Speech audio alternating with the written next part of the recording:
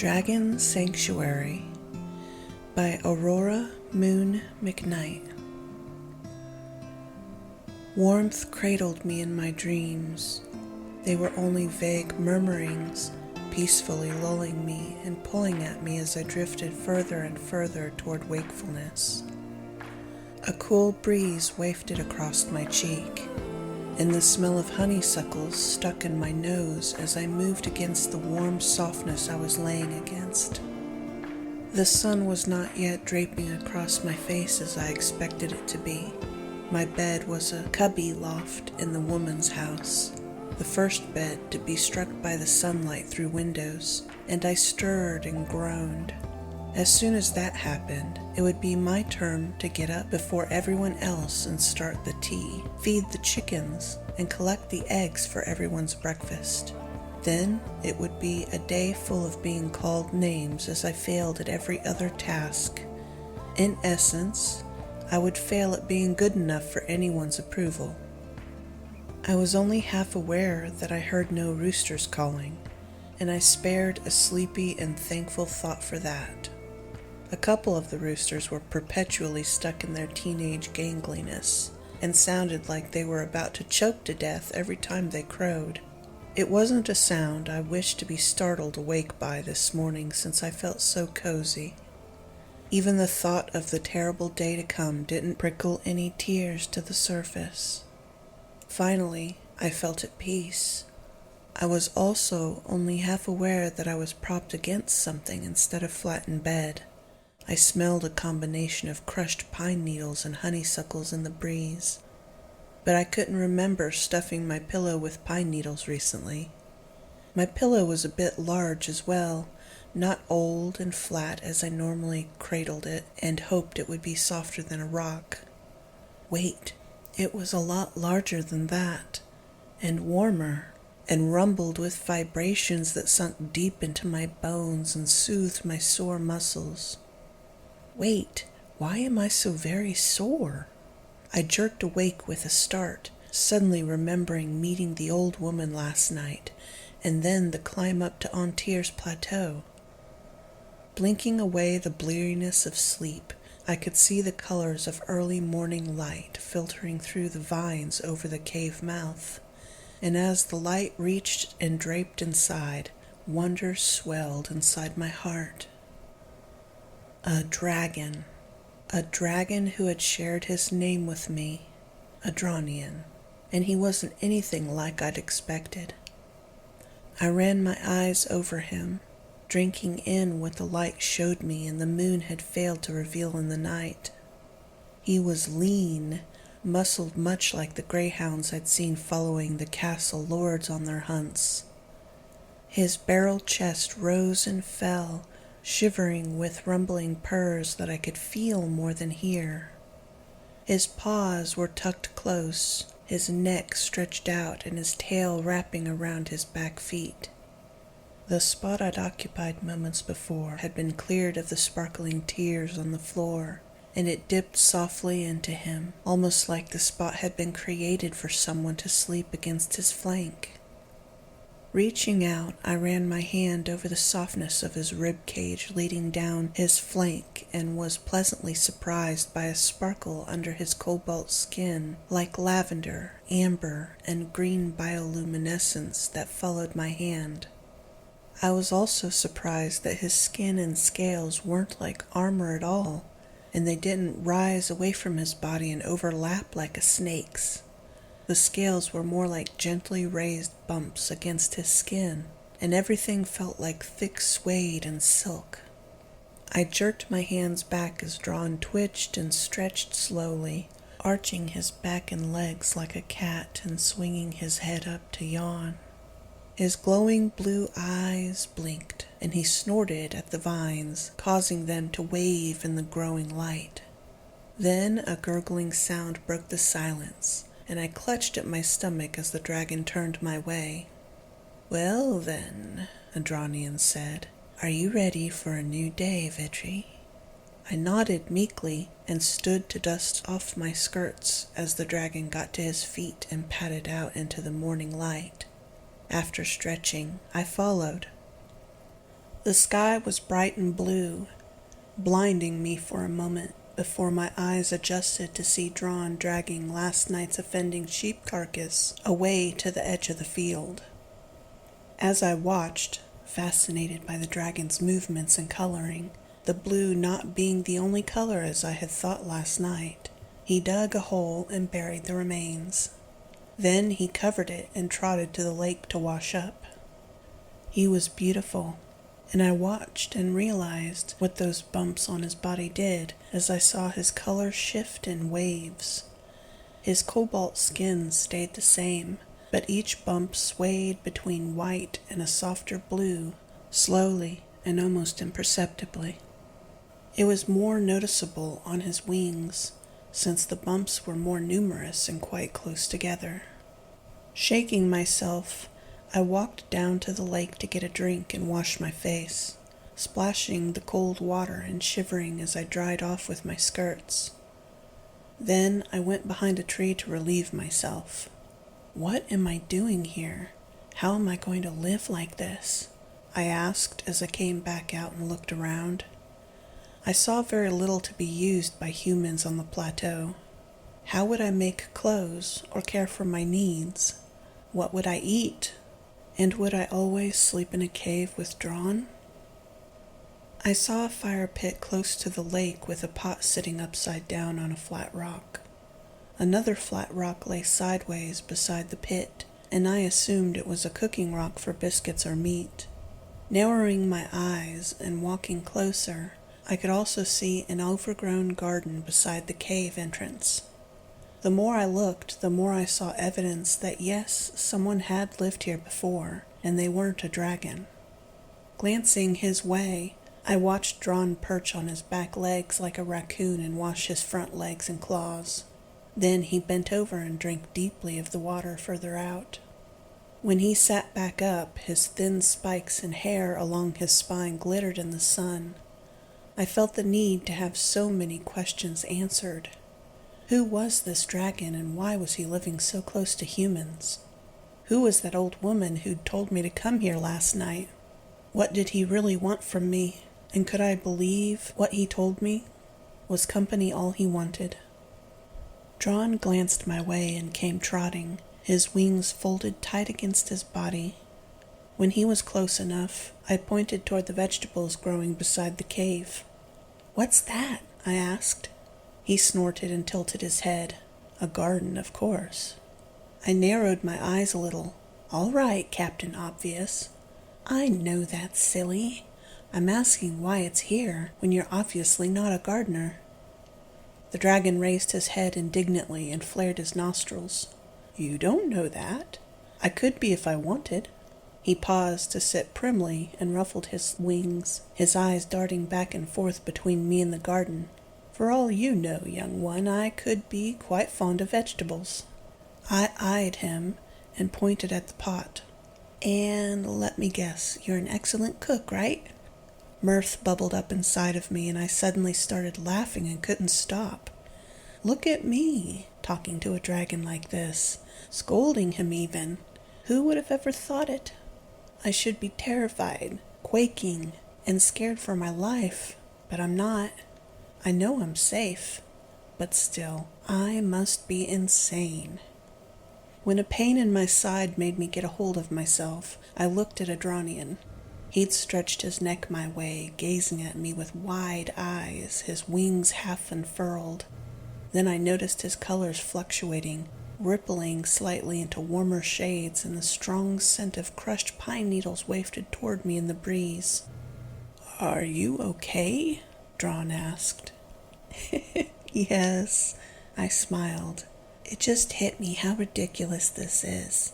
No one would ever believe me if I told them. And the sad thing is, I'd have no one to tell. Not really. I moved to sit on a rock beside the garden and picked at a plant I assumed to be a carrot. I want to know what's going on, and it's just funny that you're hem-hawing about it. "I'm sorry," the dragon said, lowering his head so that it drooped. His colors slowed their change and cooled back to normal. Then a tear escaped and slowly ran down his face, dropping and pinging on the rocks in its crystalline form. I don't like talking about it. I nodded. I'm sorry, I shouldn't push.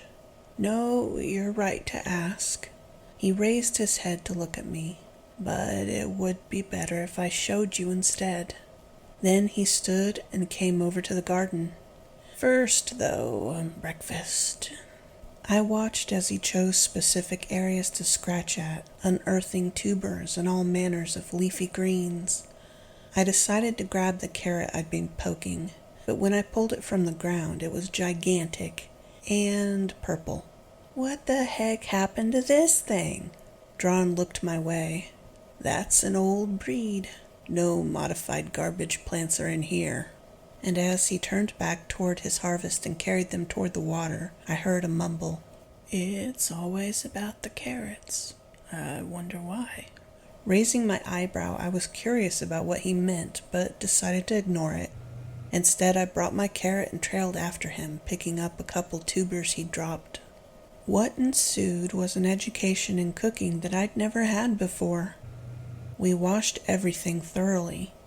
Drawn cut slices into them with his claws, and then we stuffed everything with leafy greens, onions, and savory herbs.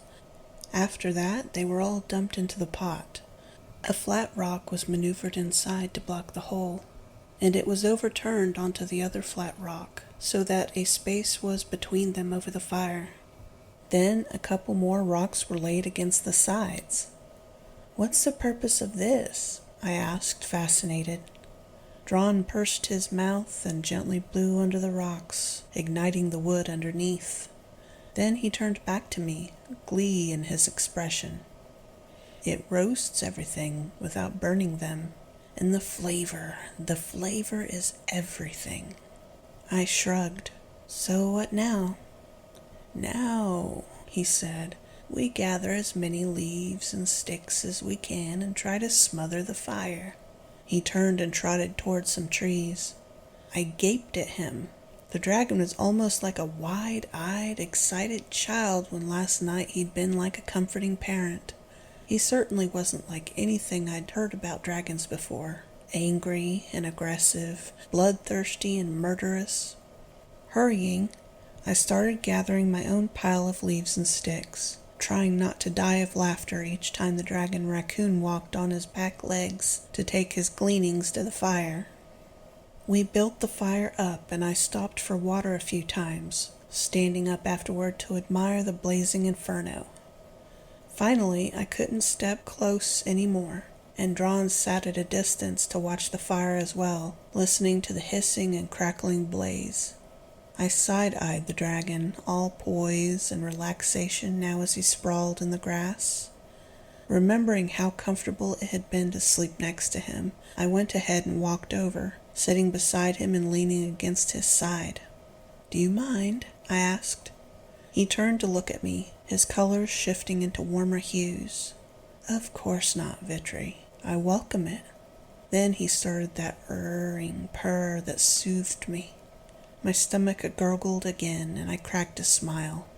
How long before it's finished? Not long. He turned back to watch the fire. As I leaned there against Drawn's side, I found my eyes dancing with the flames. I smelled crushed pine, though no pine trees were on the plateau, and I thought about the night before.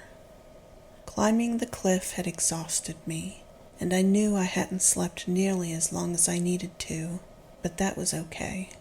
I was comfortable now. I wasn't sure how much time passed before I jerked awake. Blinking blearily, I asked, Is it done yet? Just getting there, the dragon said as he shifted away from me and stood.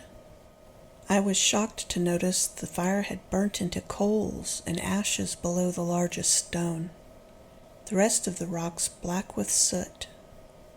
Drawn used a claw to tip the outside rocks away, and they landed with a thump on the ground. Then he stood on his back legs, his powerful muscles rippling in his lean frame, and used his claws again to extract the pot and turn it back over.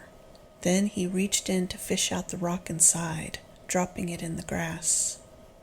The smell that came off of the rock and out of the pot was absolutely delicious, deep and smoky, and I felt my mouth salivate as my stomach twisted with desire for the food.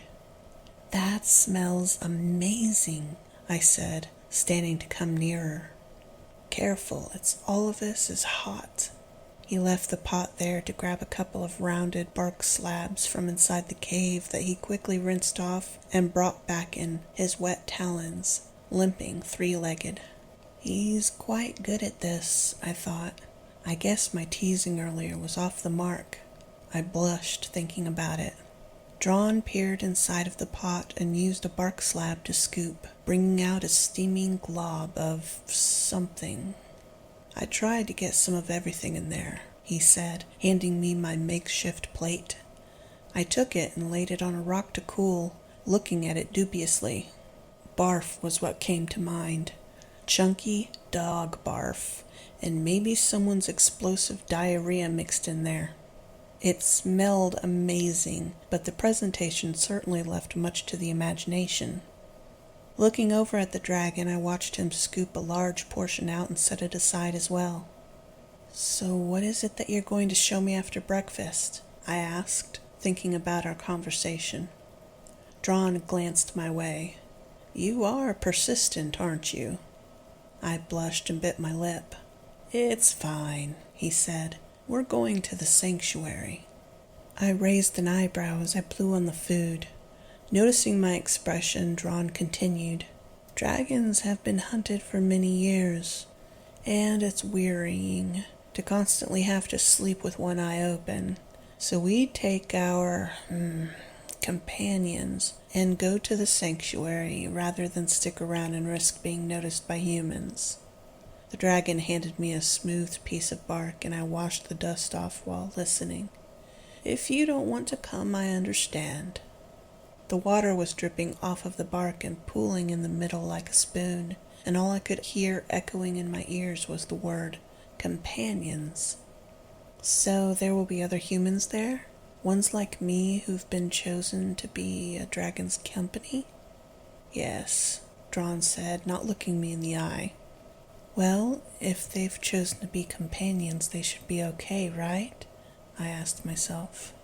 "There won't be any bullying because there's nothing to bully about. We're all there for similar reasons." "Okay," I said. "I'll go." Breakfast was delicious, and when we'd stuffed ourselves to the gills, scouring everything clean and put it all away, it was time to go. "So where is this sanctuary and how do we get there?" I asked. Adronien stretched, and I watched him with fascination as his muscles and sinews stood out while he flexed, rattled his wings, and relaxed. Then he tossed his head to shake his mane out and looked at me. "It's beneath." "Beneath?" I looked down at the dirt and grass, furrowing my brows. "The entrance is above us in the mountain," he said. "I'll need to carry you." I shrugged. Beneath, above, it made no difference.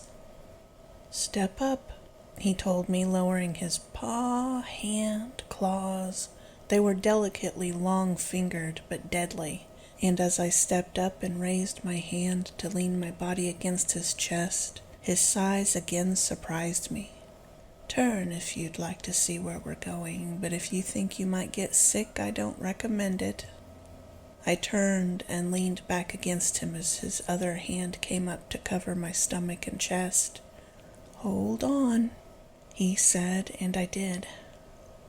My head was thrown back against his chest as Adronien launched himself into the air, his wings pumping strong and sure. We rose higher and higher, my eyes watering as both the scouring air and the brightness of sunlight against the bright blue sky and white clouds. When we cleared the lowest cloud, he glided around the peak. Beautiful, I thought. I'd never seen anything like mountains from the angle we were at. The gray rock plains reflected the sunlight and shimmered white where the snow stuck. Then Adronien dove, and I screamed with terror. A black hole near the top of the peak was our target, opening up larger and larger the closer we got to it. I shivered, the air thin and cold against my skin. But as soon as we shot into the hole, the air warmed pleasantly, and my scream echoed off of the rock walls. And it was pitch black. I couldn't see, only feel the rushing air against my skin, whipping my hair into my ears and eyes, and stinging my cheeks. Hyperventilating became my life, and I fought to slow my breathing as red dots crept into the edges of my vision. As those disappeared and ceased to dance, another color started to glow ahead, then another. Yellows and greens became brighter and highlighted the rock walls of the tunnel we were barreling down. Then Adronien started to slow, and the sound of great sails catching the wind joined the steadily fading sound of rushing wind as we began to glide and spiral down to the end of the tunnel. We drifted down into a vast cavern too large to comprehend. The shape of it reminded me of a huge fat wormhole hollowed into the rocks. It seemed to go on for miles into the distance, curving out of sight. Green and yellow bioluminescent plants grew on the walls and draped down from the ceiling, large leaves casting light. But those weren't the only lights. Enormous snails hung from the ceiling, eating the plants slowly. It was hard to look at them because the light they and their shells gave off was almost as bright as the sun itself. What would happen if one of those fell? I asked, shuddering as I looked down on the world below. Huge mushrooms and plants rose out of the mist below, and I was immediately reminded of mossy rocks and morning mist beside a pond. Then I saw the dragons flying, and that impression solidified. They were so much like drifting dragonflies and midge-flies. I patted my hand on Drawn's paw, and he tilted his head down lower to hear. "How much longer?" I asked. "Not long," he said. "We want to head a little further down the main corridor." He faced back ahead and glided toward the right, passing a group of dragons and humans lounging on top of a flat mushroom. The humans waved as dragons bugled. I waved back and caught a ripple of purple lights passing along Drawn's skin. There was a lot I wondered about the dragon, like what the strange smells, the colors in his skin, and being a companion meant. I wanted to understand. A series of large tunnels branched off of the main corridor, and we swooped into one of them. As we dipped down, I realized that we were trailing a line of dragons carrying their companions. What's going on here? Finally, the mushrooms stopped dominating the landscape below as we banked into a smaller cavern that looked much more like a human settlement. Herds of goats, cows, pigs, and sheep could be barely heard and seen in a grassland valley that took over an immense area, dwarfed by trees creeping up the side of the cavern. The domestic area was even larger, with houses spread out among fields of garden produce. And in between those were even more dragons and humans living together. I gasped as we landed in a clearing and Drawn steadied himself so I could step down. "Watch yourself," he told me. "It looks like we have a tail." He herded me to the edge of the grass and shielded me from the wind as dragons landed, one after the other. Before I knew it, I was being surrounded by women of all shapes, sizes, and ages. Similarly, Drawn was pulled away into a crowd of dragons. I found myself on my tiptoes, not hearing the women around me as they asked questions. All I wanted to know was where Adronien was going, and why the other dragons were both deferential to him and treating him like a fellow puppy they hadn't seen in a long time. Everything had a dreamlike quality to it, voices muffled and everything misty at the edges. "Oh, honey, we need to get you something better to wear," one of the women said, plucking at my skirts. "What's your name, sweetheart?" another crooned. Where are you from? I patted my hidden skirt pocket where the vial of dragon tears was hidden, then latched my fingers into my skirts like claws to protect it. Stuttering, I couldn't finish my thoughts, let alone answer anything. Take her to the baths, someone called, grabbing my arm to tug me toward one of the larger buildings. Wait, I cried, but no one listened. I again was herded, not knowing where I was going or what would happen when I got there. What ensued was what I realized was a playful rush to what I could only describe as a public bathhouse. Everyone started tearing off their clothes and hanging them on hooks. Conveniently, or inconveniently as far as I was concerned, they kept blocking the door outside. Come on, you're gonna love this, someone said. They sure don't have anything up there as nice as this, a granny told me in passing. Looking around, I had to agree. The floor or stones were textured and clean, not made of dirt like I expected. The walls were tiled in rich umber rocks, some lighter and sparkling with gold and bronze dustings. In the light provided, in luminescent spheres recessed into the ceiling. Shakily, I took my clothes off and joined the others as they crowded through a different doorway and into a room that made me drop my jaw in awe. Lights were everywhere, poking out of walls and ceilings. Plants draped and grew alongside stone paths and up columns that supported a stone ceiling with a skylight opening that was right over a gently steaming pool. Following the women, I breathed in the green and flowery scents of the plants. This place is amazing, I thought, as I stepped into the water and sank into fragrant bliss. The skylight was a nice touch as well, as it released the steam and let in a cool draft of refreshing air that caressed my skin.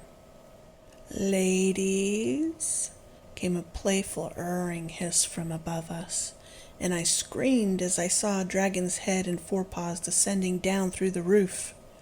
"Get out, Falien!" a younger woman yelled.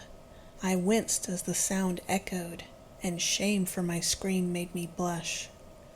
Female outrage echoed her demand as the women shook fists and verbalized the same thing. I ducked into the water, but most everyone, young and old alike, were standing out of the water and unceremoniously jiggling in certain areas. "Aw, please," the dragon pouted, swinging to drop onto the stone flooring beside the pool, drooping all over. "I really need this." The eyes did it, I think. Glowing blue and with yellow and blue light playing over the dragon's rust-colored skin, it looked like a beaten dog. "Fine, you overgrown drakling. Get over here." And just like that, Falien rolled half into the water and was surrounded by women who rubbed at his neck, shoulders, body, and wings while he purred. I sat in the water, away from the chaos on the other side. "He's always doing this," a voice said behind me, startling me into a loud gasp. I turned to see a familiar face, and my jaw dropped once again. "He sneaks into the bathhouse to get extra attention." It was the woman from last night, the one who had told me to collect dragon tears to change my fate. She sat on the rock shelf beside me, dry and still wearing her layered outfit from the night before. The crags in her skin were still as deep as I remembered, and her voice was still as sweet. "Vitri, it's good to see you again," she said, patting my head. "What? Who? Please tell me what's going on." I pointed vaguely at the laughing women who'd been ready to tear Falien's tail off a moment before, then at myself and all around us. "I'm so confused." "That's understandable, my dear," she nodded sagely. "I needed to know you were serious enough to want a different life. And," she reached into her tattered pocket and retrieved my vial of glowing dragon tears, which she'd obviously snatched from my discarded clothes. I needed you to get this. I reached for it and she handed it to me. Gazing into the blue liquid, I took a shuddering breath. But why? The old woman ran a hand through her thick white hair, staring off at the group tending to the dragon. I'm getting old, Vitri. I need someone to look after Drawn and... She trailed off, finishing her sentence in a tone I could barely hear. Maybe be what I could not be for him. Then she perked up and turned my way. Keep the tears close to you always, and welcome to Dragon Sanctuary, young Vitri. I am Uma, and I will be both mother and mentor to you until my passing. She reached to shake my hand, and I took it. Then I looked around at the other women, the dragon who was wearing the largest and most self-satisfied grin I'd ever seen, and back to Uma. I began to grin as well. I knew Adronien would be back for me. I was welcome, and I would have family. It truly was a new day. You have been listening to Dragon Sanctuary by Aurora Moon McKnight. Under the Surface is the next story in the series. Join Vitri and Uma as they spend some time together. I hope to see you there.